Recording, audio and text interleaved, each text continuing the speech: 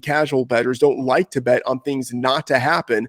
That tends to create value on things like no safety, no overtime, no 2-point conversion, no pick six, no special team or defensive touchdown, things like that. And again, you're laying more juice for it, but in the aggregate, on the average, you will end up making money on that.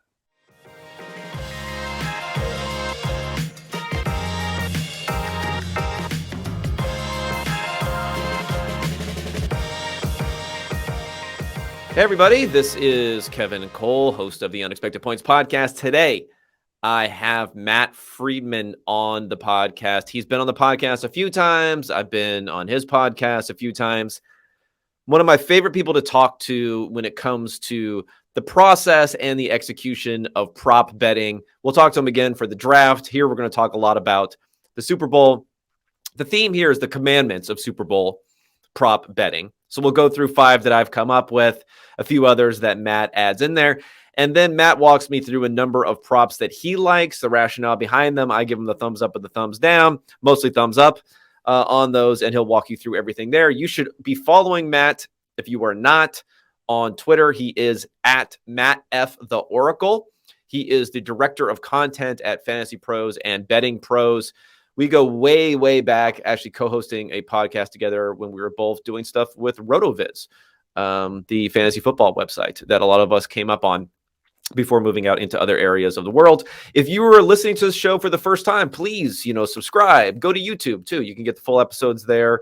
The videos posted at the Unexpected Points YouTube channel. And of course, subscribe to my Substack, unexpectedpoints.substack.com. Lots of great information coming there in the off season. I just published something today where I'm getting point values off of using on-off splits and clustering and all this stuff for receivers and their routes. I'm going to apply that to every non-quarterback position and every facet of play to get points-based valuation metrics for all these different players, which we can then apply to free agency, trading, how much teams are improving in the offseason.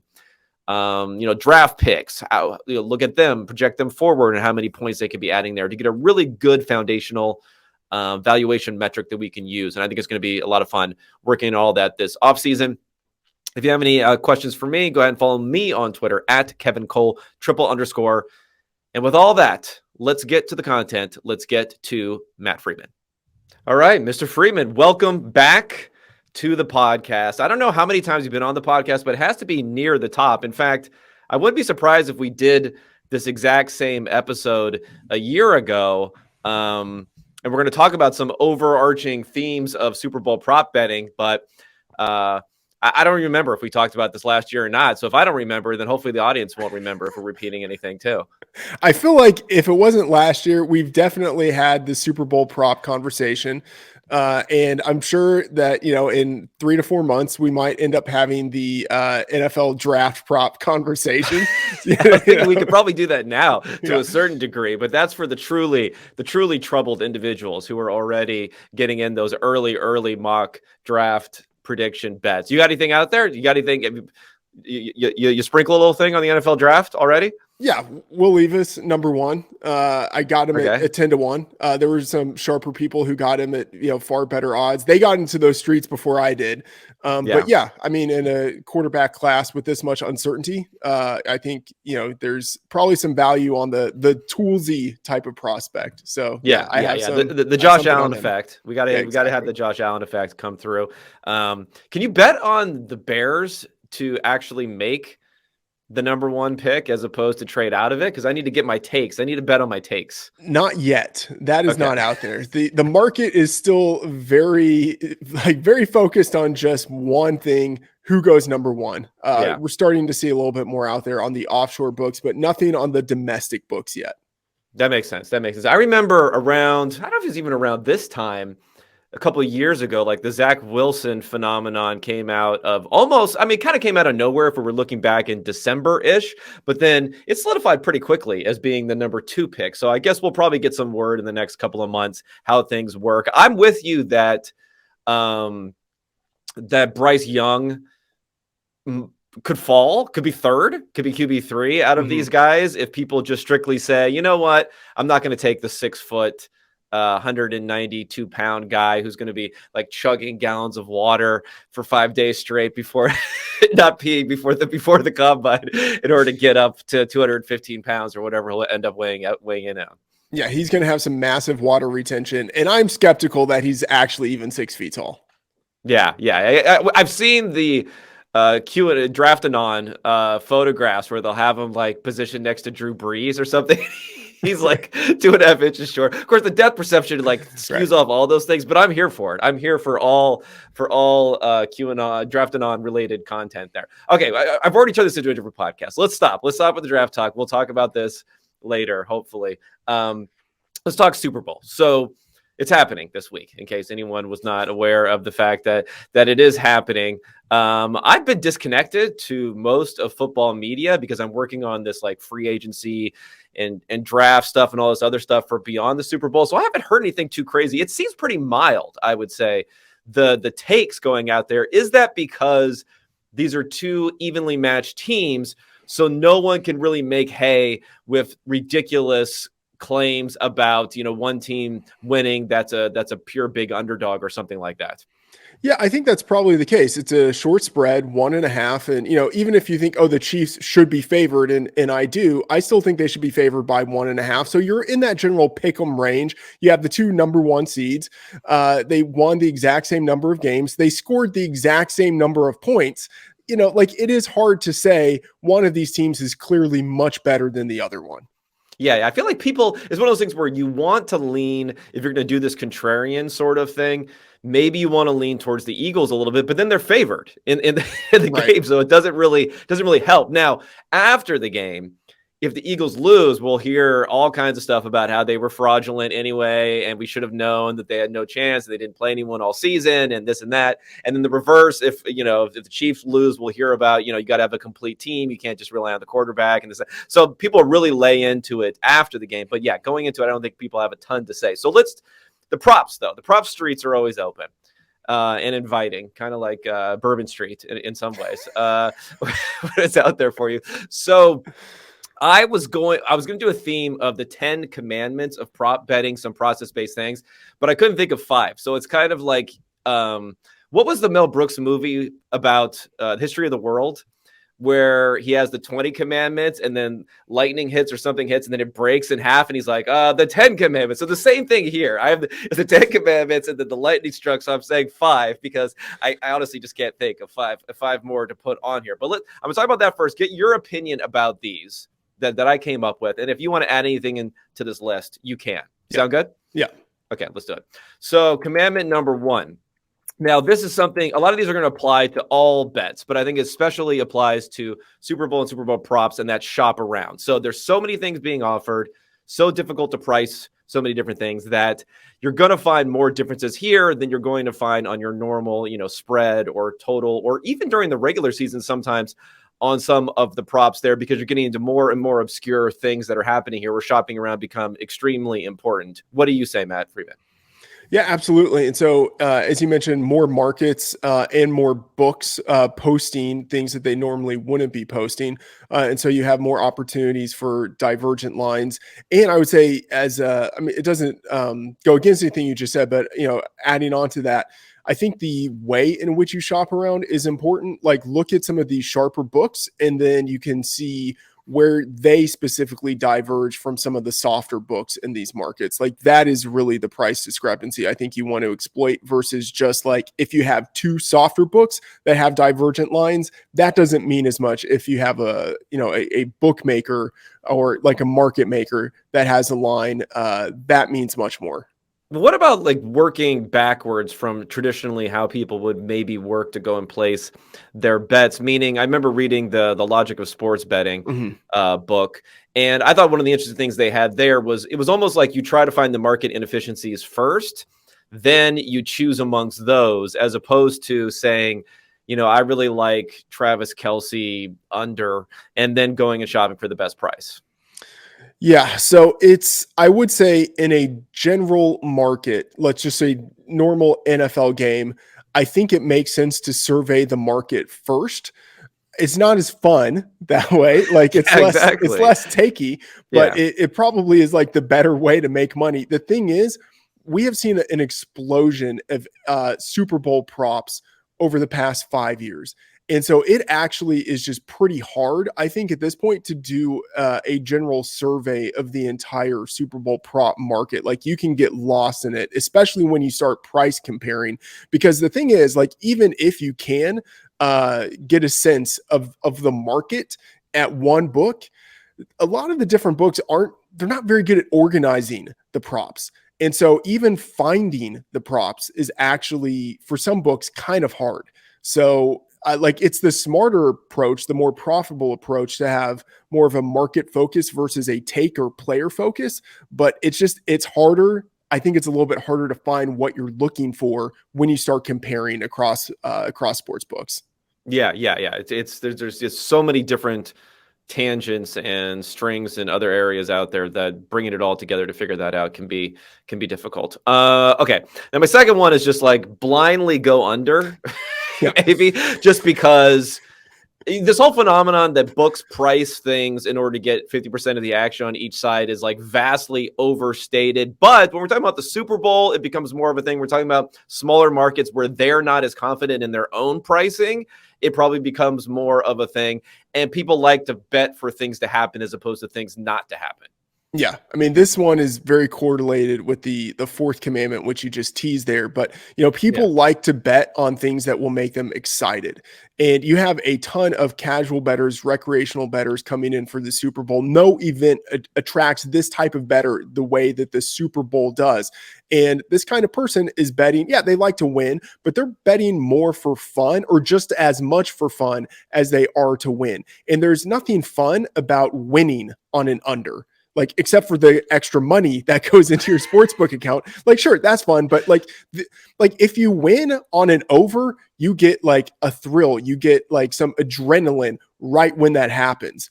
You don't get a similar rush of energy when you win on an under. It's just that the game ends and then you have more money in your account. So like, there's just this bias for betting overs with a significant portion of the market. And I think that alone, but there could be other reasons too why the under tends to be sharp. But even just that alone creates value on the unders. Yeah. Now, if you're like me, you can get a slight rush if people you're watching the game with have taken the opposite side, and then you can kind of like put it in their face a little bit afterwards, Yeah.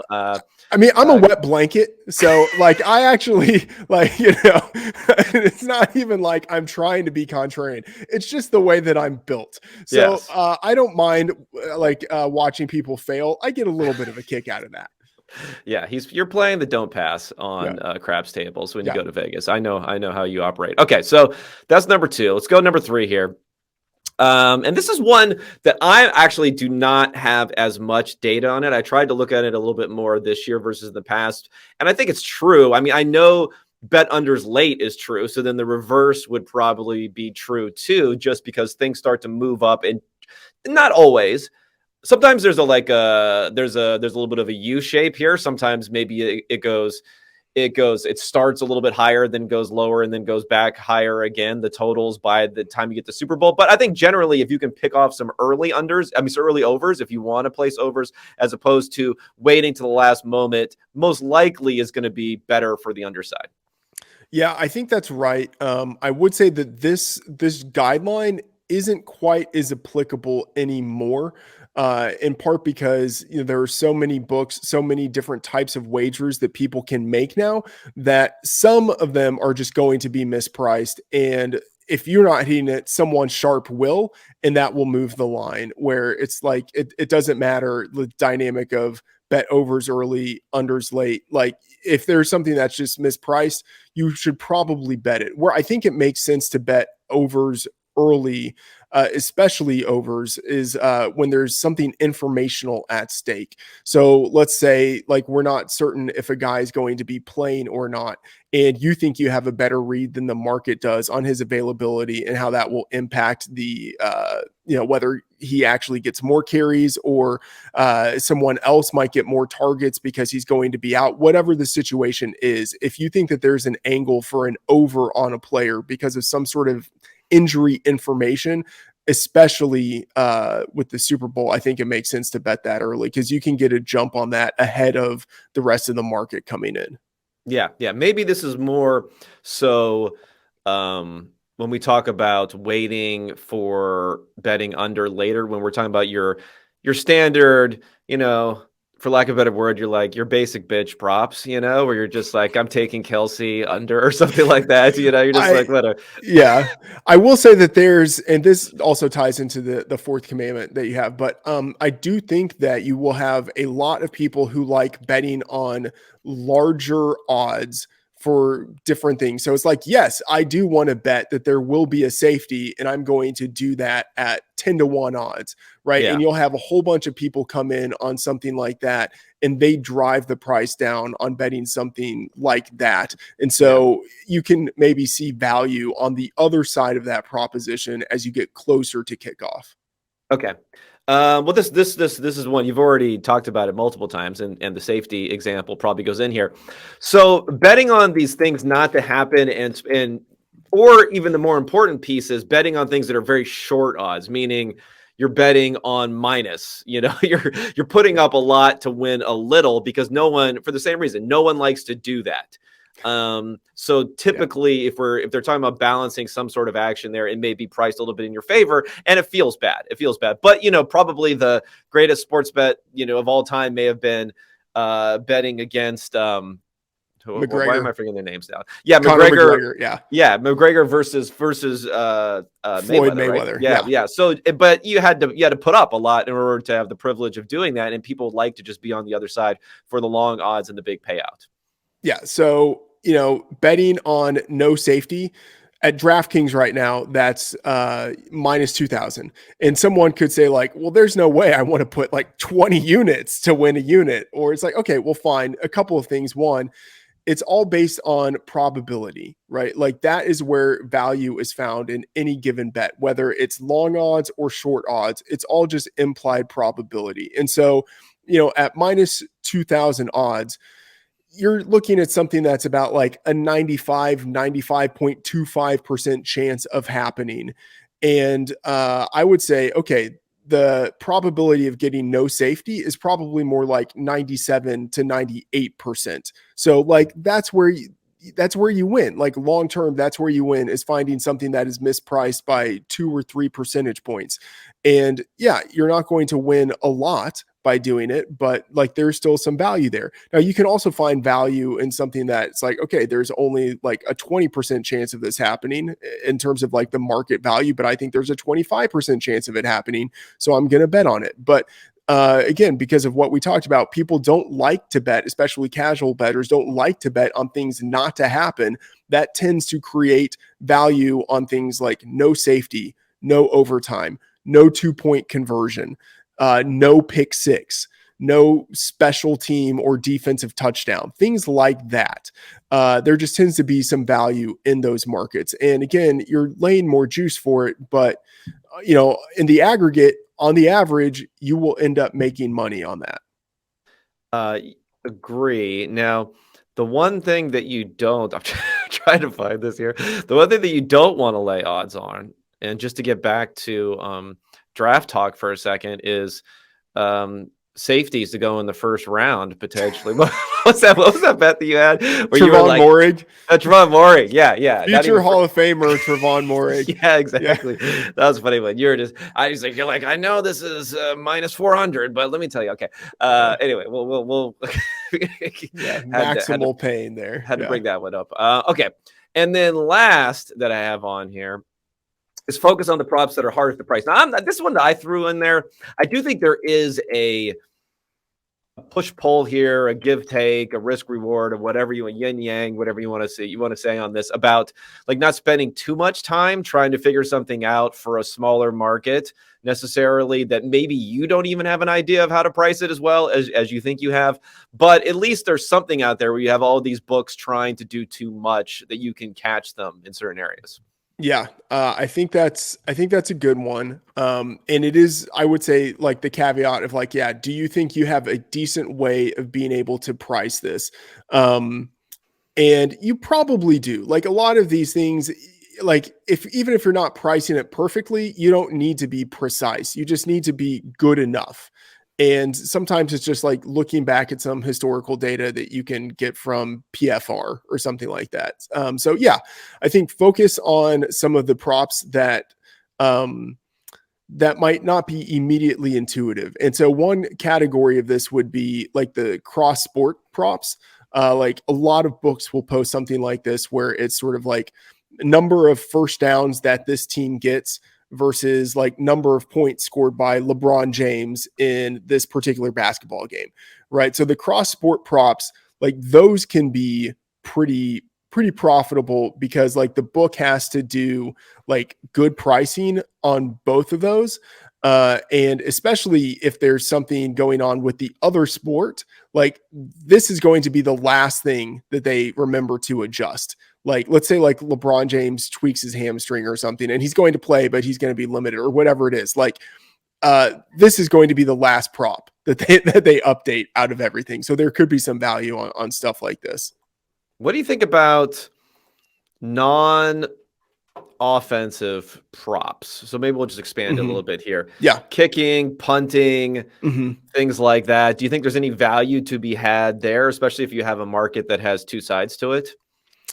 Yes, but increasingly not. So I would say like 5 years ago, you could be more profitable betting on stuff like field goals and punts and tackles and sacks than you can now. And part of it is because the books didn't price these things out. They didn't offer props on those the way that they consistently do on a weekly basis now. So I think they are still more exploitable, but not as exploitable as they used to be. And one commandment that I just kind of thought of as you were asking that question there, I would say like, be sure not to over correlate because like you could look at the board and say like, oh, I think this is wrong. This is wrong. This is wrong. But they're all basically tied to the same thing. So if you get one thing wrong, you could get all of those props wrong. And so I would say like, this ties into like, I guess yet another commandment, like bet within your bankroll. But like really don't over correlate what it is that you're betting on for the game, or at least if you're doing it, know that you're doing it. Yeah. I mean, that would be like a investing type of mantra or something like that you would also go into if you have a certain edge on different props, just like if you had a certain edge, let's say on different stocks. If you thought you had a certain edge on different stocks, you can have the same expected return with less risk, less variance by just lowering the correlation between those things. Now, you're less likely to hit the big time, but over time, your expected return wouldn't be any different. It would just be you'd suffer fewer swings in the meantime. So, right, if you had two different things, you'd lean towards something where the correlations are lower. Just makes more sense if you're thinking about it from that sort of standpoint of lowering standard deviation, lowering variance, and keeping your return about the same. Now, single game props are the thing, right? Everything. Now we just have one, just have the Super Bowl, so you don't have to worry as much about single game props. Do you have any commandments around the single game props that they're just like building in for people now to get them to click buttons at this point and pairing things together? Yeah. So for the parlays where you can combine the idea of, okay, like which team wins and then, does the over the under hit, and then you're correlating between different players. I would say like we want to do it. Okay. Just sort of like blanket big picture statement. In a lot of these, there's not any value. So for a lot of them, I would say I wouldn't be investing in them. But if you do get a pretty good projection set, right, of like player projections or something like that, and you see, okay, I think the prop market in general is a little low on these players, then there's an edge, a theoretical edge to correlating all of that and putting it together in a parlay. And I would say like have your kind of your basic idea. It's a little bit like building a roster, like a DFS lineup for a GPP, like the idea of how it is that this plays out to where you kind of have to get only one thing right or a couple of things right. And if that happens, then there's a good chance of all of these things hitting. So I would say like that's kind of the big picture advice on it. And I still don't go all that into the same game parlays. Like that's just not the way I enjoy spending my time. But if you have I would say like if you're looking at a good projection set and you see edges on the different bets you're making and you can see how they all correlate or like dominoes in a row, then I would say I think there's probably value in it. Okay, let's talk about some of the different markets within in here. Maybe we'll start with MVP because MVP is kind of fun. I've got a bet. I've got a Galaxy Brain bet. Well, let me think. Okay, yeah. I expected. I'm a little surprised, and I'm looking around here that Jalen Hurts got shorter odds than Patrick Mahomes on this. I guess from my perspective, I could see the Eagles winning, and they're only projected to win slightly more often by the markets than the Chiefs are. Like if you divide up all of those Eagles wins, I guess I could just see the MVP going a lot more places than quarterback for the Eagles than I would with the Chiefs. I'm a little surprised by that. Your thoughts? Yeah, absolutely agree, especially with Jalen Hurts being injured. I think it's easier to see how Miles Sanders could be MVP. Not easier than Jalen Hurts, but just easier in general. And I think it's also possible to see how someone like AJ Brown could win, because if a pass catcher wins, it needs to be like a Julian Edelman situation a few years ago where he gets a really high percentage of the total yards, maybe scores a touchdown or two. And I think you could see something like that with AJ Brown or, maybe even Devontae Smith, right? Like you could see how one of those guys just absolutely balls out. Jalen Hurts with his injured arm throws for only like 220 yards or something like that. But like 120 of that goes to AJ Brown and he gets 2 touchdowns. You could see how he wins MVP. So I agree. I think it's easier to imagine a world in which the Eagles win and Jalen Hurts doesn't get MVP in comparison to the Chiefs winning and Mahomes not getting MVP. I mean, I would also say that I think there's I might be this might be overstated. I think there's a better chance of a defensive player on the Eagles potentially getting MVP in some sort of matchup where they shut down Mahomes than vice versa. But I guess there's some chance that you could get a defensive touchdown or an interception or a pick six or something on the other side, but they just throw the ball a lot less often. So for me, throwing the ball less often means less opportunities for the defense to probably get a pick six, because something like a fumble six isn't as big of a deal. And I think we have had some defensive backs win, not that often, in the Super Bowl by getting, an interception or two. Touchdowns are a big deal, though, I would say, for the skill position players, right? Yeah. In order to get there. I mean, you mentioned Edelman, but that's just because like everyone sucked, basically. Yeah. In the entire game. So maybe that's a possibility. Like everyone sucks might be a possibility. But traditionally, I'm looking here at when wide receivers. I mean, Kupp got it last year by just having a dominant game. I guess it'll be interesting to see if something like that could happen again. And then the past, we're going all the way back to Santonio Holmes. Interesting. I mean, I kind of forgot about that one. Hines Ward, boy, Pittsburgh Steelers. A lot of they're getting some love in here. Deion Branch. That's an everyone sucks. Award right there. But yeah, there aren't a lot of wide receivers on this list, honestly. So I don't know. I do like the running back thing because then you just get touchdowns, right? I mean, we almost had Super Bowl MVP. Sony Michel. No, Sony Michel or the Chiefs. People were saying it should have been Williams. Damian Williams. He should have gotten it. He should have gotten it. Yeah, right. So we almost had that, and that's the like Miles Sanders case, right? Yeah. My 20-1 ticket is still burning from Damian Williams not getting MVP. Oh, he just ran around the outside and ran in for a touchdown. Come on. But his second touchdown, he had like over 140 scrimmage yards. I think 150 scrimmage yards. Whatever. Anyway. I think, it's easier to imagine someone else other than Hurts getting it relative to Mahomes. Like if the Chiefs win, I think it's, what would you put the probability of the Chiefs if the Chiefs win, the probability of Mahomes getting MVP, because that impacts a lot of the pricing. I think it's like upwards of 80%. I might say even like 90%. Yeah, I think that's probably true. I mean, I don't think we'll see how good this Eagles defense actually is. I mean, it's looked incredibly strong sometimes against guys like Kirk Cousins this year, but other times not nearly as strong. Mahomes was a little flustered even against the 49ers early in that game where he had to end up playing. So if he gets a lot of pressure on him, maybe there's a way that someone else comes in there. But you're right. I mean, the pass catchers, anyone but Travis Kelce is almost a 0% chance to win. Even the running backs, you're splitting it up. So, like, you're going to have to get 2 touchdowns probably to one of those running backs when they don't even necessarily run it a lot. So I agree there. Maybe there's some chance of, like, Chris Jones, if he goes off and it's a low-scoring game, is probably – I mean, Chris Jones might be third, I would think, even though he's below some of these other guys in Super Bowl. In my shooting from the hip calculations on this, Mahomes is like – Mahomes is 90%. Kelce, I would say, is like 6%. Like he's got to have like 100 yards and 2 touchdowns or something like that. I think Chris Jones is something like 3%. And then here's the bet: Harrison Butker.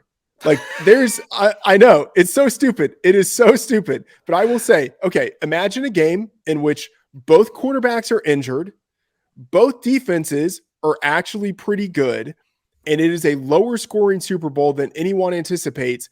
And Harrison Butker has like 3 or 4 field goals, both like or multiple from 50 yards, and one of them is a game winner. Like he's 350 to 1 to win Super Bowl MVP on PointsBet.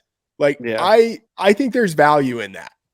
Where's what's up with the Jake Elliott erasure? No, I have more faith. I have more faith in Harrison Butker, and this dovetails with my theory of the Chiefs being undervalued in this spot. Okay. Yeah, that one's I mean, it's definitely possible. I like the chaos. It's not going to happen. It is not going to happen. But I'm saying I can see the path. Like as long as it happens more than once out of every 350, you said. Yeah. The market is pricing it as if it's like 0.25% chance of happening, and I think it's more like 0.5% chance of happening, or maybe even 1% chance of happening. A 0.5% chance of happening. If you bet on a kicker to win MVP every year and you cryogenically freeze your brain, and then maybe in a couple 100 years you'll come back and have a nice little profit waiting for you there. So that's an interesting one. I saw this thing, and it's again, I think these things are just marketing. I think like some sportsbook employee like places these bets just so they can relay it to some reporter, and then they'll tweet it out. But I did see in a kind of similar vein with chaos that someone was betting on backup quarterbacks to win MVP. And I was a little bit surprised that the odds, I don't even have it in front of me, but the odds for Minshew versus Chad Henne were pretty close. Like I thought Minshew might have a lot higher odds, honestly, in a way. I guess I see him as being a better guy than Henne. I mean, he had a pretty good game against the Cowboys when they went to Dallas this year. Like a little bit more upside is that. But that just seems like burning money. So what, any thoughts on that for your chaos pick? No, I have no thoughts on that. Okay, good. Yeah, I don't think it's worthy of having thoughts. But again, I feel like this is just some sportsbook employee places these and bets, and then they email the reporters and say, "Hey, look, someone bet on Gardner Minshew at 150 to 1." Okay. Anyone else? Any other players here? I saw some. I think all the prices have gotten a lot better. Some people are betting on. The problem is there's just so many damn Eagles who could potentially on their front that could potentially do something. Yeah. That they end up like chopping up the pot so much. Like even if they got maybe 2 strip sacks on Patrick Mahomes, which again, Patrick Mahomes doesn't take sacks also. So maybe that's another thing to think about when we're thinking about this one here. I don't know how you play that necessarily. You know what? Since you mentioned right there that Patrick Mahomes doesn't take sacks, I think I do have a prop here. Okay. I think that so there was a prop of which team will have more sacks, Chiefs or Eagles, and Chiefs at plus 100. Like I'm not exactly betting that, but I'm betting one that is correlated with that. Chiefs over 2.5 sacks plus 100 at DraftKings. And I would say shop around. You can probably find a better number out there now, but I'm seeing it now on DraftKings at plus 100. Jalen Hurts takes 2.5 sacks a game on average. He's number 8 in the league in terms of most sacks taken by a quarterback. And that's without him. behind. That's without him, dropping back all that often. What happens if it's a game state where the Chiefs are ahead and the Eagles actually have to throw the ball a little bit more? And I will say, like, one thing that has me on the Chiefs, like, people are talking about how awesome this offensive line is for the Eagles. And like, okay, sure. Like, it's great. Fantastic. They are really good in run blocking. They're pretty good at pass blocking, but Jalen Hurts takes too many sacks. Like, he makes his offensive line look worse than it is in pass blocking. They were number 21, I believe, in adjusted sack rate this year, number 24, and I think raw sack rate. Like, Jalen Hurts can be sacked. And, with Chris Jones in the interior and then a pretty competent rotation of perimeter edge rushers, I don't know. I like over 2.5 at even money. Yeah, no. I like that. I like the differential. I like the actuality between what the perception may be on the pass rush for these two teams and the offensive lines for these two teams. I think Mahomes was under a lot of pressure last week. So maybe that's part of the perception there. I've heard some people say that, the Eagles have a historically great pass rush. And I'm like, are we really just taking sacks? Really just gonna say how many sacks you have in a season and say it's good. Don't get me wrong, but there's a lot that goes on when we're talking about sacks there. And they had like one of the easiest schedules. They were ahead the entire season. They had so many tailwinds when it comes to their sack production there that if anything, I would just blindly kind of fade their pass rush versus, like you're saying, on the other side, the Chiefs have gotten a lot better on their pass rush. And if they're playing from ahead, they can peel back their ears. And we also know that I'm not as familiar with Gannon on how much he brings pressure, but we know Spags will love to bring pressure if it comes down to it, and will probably do so. Yeah, and here's the thing. The Chiefs were number 14 in blitz rate this year, so it's not like they were going all that hard, and they were still top 8 in a number of of pass rushing metrics, like hurry rate, knockdown rate, adjusted sack rate. They were top 8. So, and they, they were number 2 behind only the Eagles. The Eagles had 70 sacks in the regular season. The Chiefs had 55. The Chiefs can get after the quarterback as well. Yeah. And even within the division, I mean, whatever, Russell Wilson loves to eat sacks, but Carr and Herbert are particularly good about not taking sacks. So they had to face them a number of times this year. Josh Allen, he doesn't really take sacks. They face Tom Brady. He doesn't really take sacks. So I don't know. They didn't have the easiest schedule this year for compiling sacks too. So I like that. What else we got here? Let me look through the categories here. What about touchdowns versus yards versus whatever other sorts of things we can do? Do we have any opinions on these relative markets? I mean, there are a ton of things to go through. I would just say, just go through it. And, if you feel like you have great advice there. There you go, guys. Nice. Thanks for joining us, Matt. I don't, this is like the minutia of digging through it. Touchdowns versus yards. Give me one. With touchdowns or yards, which ones do we like better? It all depends. Okay. I have one that I like that. Okay. Yeah. Just give me the picks. Let's start touting. Yes. Okay. Forget about this process nonsense. Let's tout. Okay. Well, what do you think of Pacheco versus Sanders? Because I think people are acting as if Clyde Edwards-Helaire is going to take a lot of carries, or Sanders, whatever. I think Pacheco is undervalued in almost any market where he's compared to Sanders. I'm just going to put that out there as something like a statement of truth for me. So I would agree. I was thinking Sanders was a bit overvalued in a lot of markets going into last week, and then whatever, the fucking 49ers fell apart, so that didn't help. But I'm sticking with it a bit, so I'll give you that. And for Pacheco, I mean, that's why you draft a running back in the first round, of course, just so you can feed him in this circumstance. Yeah.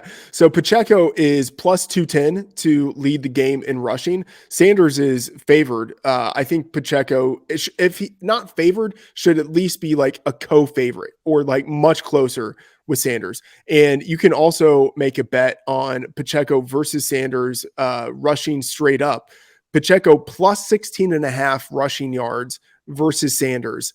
I like that. I have them projected for almost the exact same number of carries in this game. I don't think Sanders should be giving 16.5 yards to Pacheco. I wonder if there's any. This is okay. This is Galaxy. I'm going on to another Galaxy here.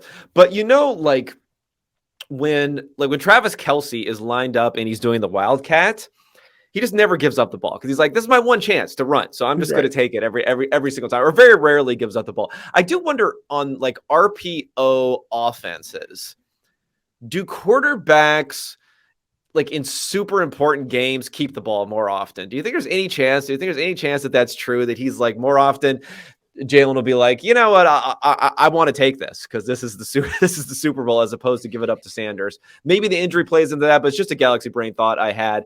It could be like a similar sort of instinct where it's like the stakes are higher for every single carry, so therefore you want to keep it more. Yeah, I mean, I don't know if I've never done the RPO research, but what I will say is that like it's just known for people who are in the prop streets that rushing props for quarterbacks should go up. Like rushing yardage for quarterbacks goes up in the playoffs and in the Super Bowl. So yeah, you could see Jalen Hurts taking a few more carries away from Miles Sanders.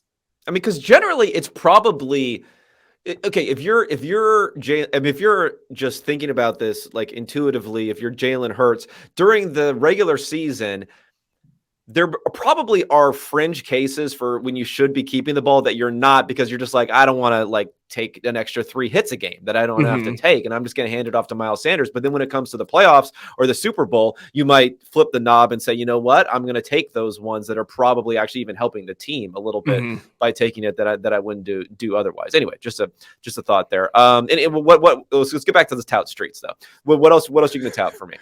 Okay, so I want your thoughts on this. I would say in general, like your commandment number 4, or like the combined number 2, number 4, bet on unders, bet on things not to happen. One exception I would say we might want to consider is total players to have a pass attempt in this game over 2.5, because like this is the spot where if there's going to be any trickeration, right? Like you save it for the Super Bowl. And it's not uncommon for us to see, like, think of like the Philly special, fake punts, whatever. Like it's not two non-quarterback passes in that Philly game. Also Tom Brady. Right. I know. So it's not uncommon for us to see a non-quarterback have a pass attempt in this game. And we do have 2 injured quarterbacks. So like, I would say there's more of a possibility in this game of seeing a backup quarterback get a pass attempt than we would have in your typical NFL game. So who have we seen throw a pass for these teams? I don't know if that matters. That's probably an overplayed angle, but even so, I'm trying to think of who's thrown a pass for these teams. Has Kadarius Toney thrown a pass? I feel like he's a pass thrower for some reason. I don't believe he's thrown a pass. And also, like Kadarius Toney, Mr. Glass, like they cannot count on him to be out there on a trick play. I heard that was a steal, that trade, even with that this offseason. Even though I was like, you realize there's like a 10% chance he's actually gonna be able to be on the field. He's gonna be the guy. Like 5 years from now, we'd be like yards per route run. Exactly. Know? It's like, yeah, but he never runs more than 10 routes a game. Okay. I guess that probably doesn't matter. It's probably an overplayed angle, but I do like it. I do think if you have quarterbacks though, the throwback to the to the quarterback, like maybe you could throw back to Jalen Hurts, but Mahomes, you might not want to do that since he's kind of a little bit injured-ish there. It's interesting. Jump pass, Kelce, jump pass on the goal line to someone, Derrick Henry style. I like that. Yeah, I mean, I think that's in play. We have seen Tommy Townsend attempt a pass this year on a fake punt. And I would just say, like, Sirianni, like, he feels like the kind of coach who would do something like that, especially as like an homage to the Philly special. Like, I could see them doing something. So I don't know. I like that. Yeah, that's like the one area where I'm going to be like, you know what, I'll be a little optimistic here. And, plus 150, I would say, like, if you model this out, it's like there's no value in that number. But like, I think the model like doesn't take into account that this is the game where they're throwing the kitchen sink at everything here. So I would say that's the one area where I'm a little bit optimistic. Eagles players with a rush attempt, and this is also kind of going into the idea of some sort of trick play. 4.5 is the number that is out there, and it's plus 160 to the over. And so obviously Hurts, Sanders, Gainwell, Scott, those are the guys. But then, like, is there some sort of trick play? And if that happens, you can see someone else getting a carry. I think, AJ Brown, Devontae Smith, Zach Pascal, Quez Watkins, like they have receivers there that they could use on end arounds or like jet sweep type of thing. So like I could see at plus money, a fifth player for the Eagles getting a carry. Do you think there's any chance? I mean, are there any markets?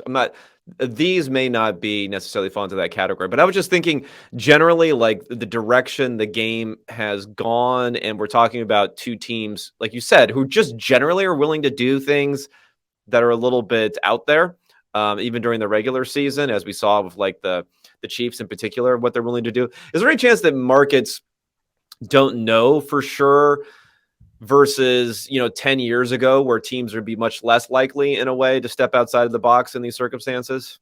Can you phrase that again?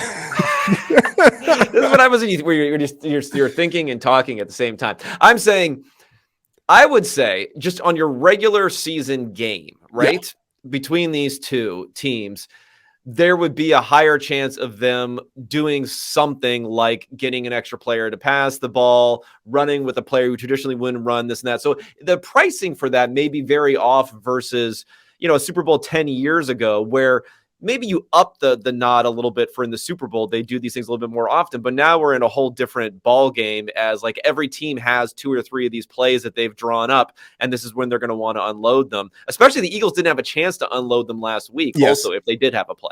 Yeah, exactly. So I think the market, like if you build a model based on something that happens in the regular season, it doesn't capture some of the chaos and randomness that you naturally see in the playoffs. So I think it's, for some things, it's fine to kind of use what we saw in the regular season as like the baseline. But for other things like this, I would say like more for like the tails, it doesn't make sense.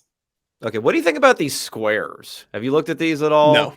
No. Okay. I only have so much time in my life. I mean, it seems like it may be an interesting exercise, but then who knows? Like, but my assumption is that someone's run the numbers on this, and you're probably not going to find any value on these. But at least that's something that was a little bit interesting there. What about like halves, quarters, anything else on a smaller time frame, first play, all that sort of stuff? Yeah, I mean, I think I can see taking a position on well, I was gonna say on Chiefs like in the first quarter. But that's just a little more like kind of instinctual that like they've been there before, so they have the experience. And then the Eagles, like the second quarter is when they have smashed this year, but they haven't been nearly as good in the first quarter. So I could see a situation where the Chiefs get out ahead in the first quarter and then the Eagles are able to even it up in the second quarter. But both of these teams, deferral teams, isn't everyone doing that now? Yeah, everyone defers. Yeah. It annoys me because I don't think there's any benefit to doing it. Hey, I've got another one that has to do with rushing for the Eagles. Sure. The number that I'm seeing for team rushing yards is 144.5 at DraftKings at minus 110. And that feels high to me. I have this projected at 130, but I don't know if you have an opinion on that. Yeah, I mean, I guess just instinctually, it's something that I would rather go under than go over on for a lot of the reasons we talked about. I mean, I also have the Chiefs as a 1.5 point favorite. I also think that there's a possibility if the Eagles offense gets, I think what people don't necessarily understand sometimes about the running game is like you need to convert first downs in order to continue moving, in order to keep that running game going. And I don't know. We'll see what ends up happening on this one. But I like that generally. Is there anything you can think of that's related to like fourth down or any sort of other game management-ish sort of situations we could think about? I mean, I guess a fourth down, going for a fourth down is a substitute for a field goal sometimes. So maybe there's something to that for the Eagles versus the Chiefs. But I'm trying to think of any other way to play the Sirianni will go for it on fourth down angle a little bit more.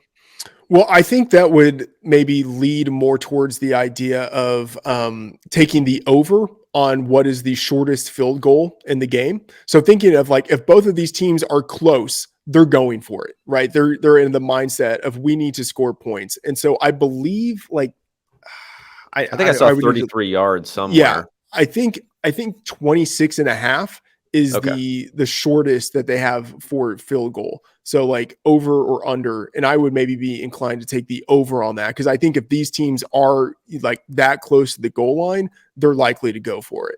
I mean, I don't trust Andy Reid though, but that goes into your Harrison Butker It does. MVP. It's It that does. he'll be Butker will just be piling up those field Yeah. goals early in the game, and then gets that game winner to end. Okay, interesting there. Well, what else? What else am I missing here? Okay, so what do you think of the Jalen Hurts injury? Like, how severe do you think that is? Because if you I think it's don't severe, know. then I think there are a lot of angles that could be Why played. does he keep running the ball though? Like I thought it was severe. I thought it was underpriced, the severity of it the last 2 weeks, not because it was going to necessarily affect on a play-by-play basis his ability to, gain yards. He seems to be willing to do it. I thought it was more get knocked out of the game risk was being underpriced. So I don't know. I guess that could still Yeah. exist. Okay. Yeah. I think he's willing to run because he can't throw. Like Oh I think God. that's like I think his Shots shoulder. fired. Well, it's not like he like in general he can't throw. Like he was a good quarterback this year Oh, you mean like until his he arm suffered the isn't good enough shoulder to injury. throw? Like yeah, like his Okay. arm is hurt. Like his shoulder, like he doesn't like his ADOT has dropped down since he returned True. from injury. That is He's true. not airing it out as much. When he's throwing it deep, he's not as accurate as he was before. So I would say like under like 38 and a half, 37 and a half long yards for longest completion for Jalen Hurts. And so like, yeah, maybe there's the possibility of, like AJ Brown getting a 7-yard slant and then just turning it into a 50-yard gain. But like, I think that's how this hits, or like a screen pass to Kenny Gainwell or something like that. But I don't think this is nearly as at risk as it would have been early in the year of Jalen Hurts throwing the ball 40 yards down the field and that turning into a completion. Like, I don't think we're going to see a lot of long attempts. Do you think that affects the relative usage of any of these guys here? I mean, I guess I would assume AJ Brown would be someone more down the field, but I think a lot of people are kind of hip to the fact that Devontae Smith has been targeted more often now than Brown has been. I don't know. I'm just thinking about how that could affect the relative distribution of targets also. Yeah, I mean, I would say like whatever the ADOT is, like I think the guy who might be most impacted is Dallas Goedert. Like they do use him stretching the seam a decent amount. So like I have an under on him, under 4.5 receptions in this game at plus 130. I have him projected for 4.4. So like pretty much like right in line with the market, but getting plus odds at what I think is like a coin flip is pretty decent. Okay, I like that. Anything else you got for me? Yeah, Justin Watson. I mean, of course, I'm going to be talking about like the number 4 wide receiver on a team, but yeah, like Justin Watson. Who's the number 3 wide receiver? McCall Hardman still, I guess. I mean, in some theory, like Hardman or Kadarius Toney. I guess Watson is really more the number 3, and Toney rotates in. But yeah, I mean, I would say Watson. I was just going to say, I think Watson's more important than Toney is. Honestly, I mean, he can at least get air yards. Like I can at least Toney gets more yards. targets on a per route basis. Watson is just out there blocking and then running wind sprints. But he got some targets though. He doesn't catch them necessarily, but he can get to. Yeah, I mean that gets so. I have him under 1.5 receptions at minus 120 at BetMGM. Like that just to me feels like a smash. Like if I had to bet only one thing in the Super Bowl, I would be betting on that. Like he hasn't had more than 1.5 receptions since like week 12 or something like that. And I think Juju plays. I think Kadarius Toney probably plays. Even if he doesn't, I don't think it matters. Like if you look at the history of who is getting targeted in the Super Bowl, it's normally not the number 3 wide receiver on a team. Like they tend to condense the target tree, and it's going to Kelsey. It's going to guys who are actually important. Justin Watson might not even get targeted in this game. So under on Watson, whatever it is you can bet on Justin Watson. Just got that final kick in on Justin Watson there at the end. We'll talk about injuries real fast. So is that affecting you at all for the Chiefs receivers? I mean, a little bit, but not really. It's not affecting me in terms of how I'm projecting the spread or really how I'm projecting anything here because Hardman has been out for like half of the season anyway. So like we have a pretty good sense of what the offense looks like without him. And Kadarius Toney, ever since the midseason trade, he's really been at best a rotational receiver. And so if he plays, I'm assuming he's still going to be a rotational guy. It's not as if he's going to be out there every snap. So no, those injuries don't really matter to me. And I'm assuming that Juju plays. Is there any like one game recency bias over projection of MVS going on in your mind? No, but the MVS thing is interesting. And so I would say I would have a bifurcated approach if I'm in the MVS market. I would bet under. I got to get a ding sound for that one, hitting bifurcated. That's good. That's a good job there. Okay, go ahead. Thank you. Oh, whoops, I have loop on here. Oh, God, we're dying. Okay, go ahead. Sorry about that. Do you want me to throw out more words? I can try. Yeah, you owe me like 5 now. The barbell approach. So I would go split where I would say like go under on his yardage prop. Because if he goes over, he goes over in a big way. And then I would say the idea of him having like 100-yard, 2-touchdown game, like MVS in the MVP market. Right. The whole mean median thing. Yeah, exactly. Yeah. But no, I'm not really all that into the MVS projection here. Like, I think it's just a typical MVS game where he really doesn't do much and he gets one deep target and nothing comes of it. I will say, you mentioned the kind of one game sample thing. Isaiah Pacheco, kind of interesting. He last week or in the championship game had the most targets, the most receptions, the most receiving yards he's had in his professional career. I'm going under 15.5 receiving yards. I think there's going to be a little bit of bias there. Plus the return of Clyde Edwards-Helaire. If that guy in theory is good for anything, it's maybe getting some usage as a pass catcher. And that means just fewer opportunities for Pacheco. Yeah, that could happen. I do wonder versus the Eagles pass rush, whether McKinnon gets any relative benefit. I guess he's supposed to be good at pass blocking. I try to ignore all pass blocking takes, but I guess I've seen some short videos of McKinnon being a better pass blocker. So I don't know, maybe that has something to do with it. All right, look, you're never going to have success betting the NFL draft if you're not looking at what's happening with these running backs and pass blocking, because everyone will tell you that's really important. Yeah, I'm studying Bijan Robinson as we speak. Okay, well, what else we got, Matt? Come on, more. We're done. More. We're done. That's it. I got a heart out. I got a, I got a meeting in 2 minutes. But all right. I can maybe give one more. No, I think we're good. Okay, you're keeping the good ones for yourself. I understand. Okay, so like I said, I already gave all the details for Matt. I'm going to give all the details before we get in here. I appreciate you coming on. So I'm just going to book you now to come on. I got one more. Okay, one more. Sorry. Okay. So a punting prop. Yes. Now you're talking my first punt for the Chiefs over 45. Over 45.5 yards minus 120. I think if they are sort of in that intermediate area, they're just going to go for it. They're not going to punt. So if it's a first punt, I think they're going to be kind of, in really negative field position, and it's like justified for them to punt. And they've got one of the best punters in the league. Like he can easily go over 45.5. Do we have punter MVP odds? We do not. Or maybe we do, but I haven't looked at those. Can you imagine like 3 coffin corners and I guess you don't get credit for a muffed punt or something. I'm trying to think how you could get there. But anyway, Matt, thank you for having me. No, thank you for being on my show once again. I'm sure I'll be on your show again. I'll get you back on for the draft. We'll discuss that in great detail. Take it easy, man. All right. Thanks, man.